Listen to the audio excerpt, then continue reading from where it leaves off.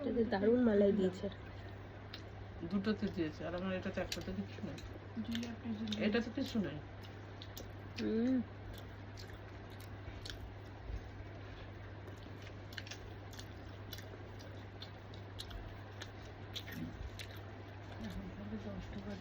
এগারোটা, বারোটা, একটা, দুটো, দুটো আরেকটা বাবা কখন করে খাই, একটু পরে ডাবের জল। সকাল থেকে একটার পর একটা খাচ্ছি। এখন খাচ্ছি ডিম সেদ্ধ।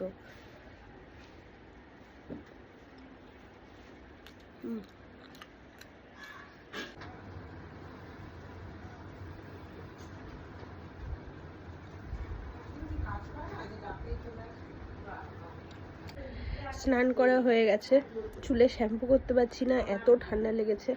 আর তার মধ্যে শরীরটা ভালো নেই, একদমই ভালো নেই, ঠান্ডাও লেগেছে আর কেমন যেন একটা শরীরের মধ্যে হচ্ছে, ভালো লাগছে না একদমই। স্নানটাই মাত্র করে এলাম, কলা খেয়েছি আর আপেলটা আছে, কিন্তু আর পেটে জায়গা নেই খাওয়ার, আর খেতে পারবো না। তো চলো একটু পরে খাওয়া দাওয়া করব। তো কি খাওয়া দাওয়া করব তোমাদের সাথে শেয়ার করব।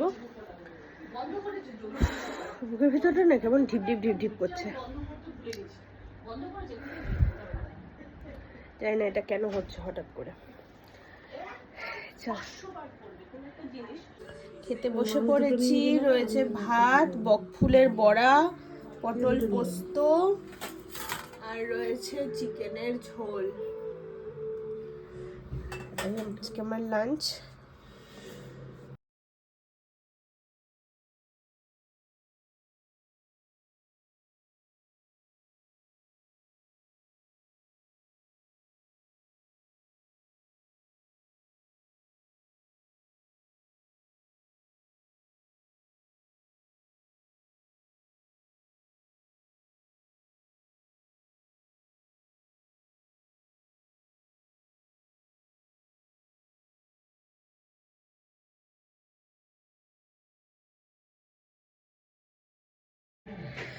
রাত্রেবেলা খেতে বসে পড়েছি, এখন খাবো পটল পোস্ত, আলু ভাজা দিয়ে খাবো।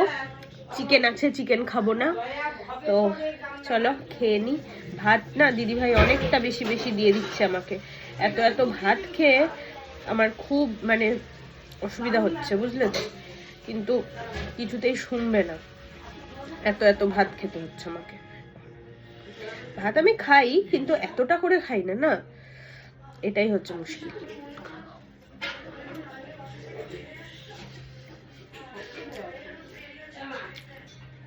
আলু ভাজা ভাত খেতে আমার অসম্ভব ভালো লাগে, আর তার সাথে পটল পোস্ত। তো চলো ডিনারটা করে নি। মা একটা জিনিস বানিয়েছে, সেটা হলো এই দেখো পুডিং। আমি এই ভাত খেলাম তো, পোস্তটা খুব ঝাল হয়েছে, সেজন্য এখন আমি ঝালে শিশাচ্ছি। এই যে coconut pudding, caramel coconut pudding. তো এটা আমার বানিয়েছে, এই যে দেখতে এরকম হয়েছে। তো খেয়ে দেখবো কেমন হয়েছে। রাইস সেরিমনি, কি টেস্টি।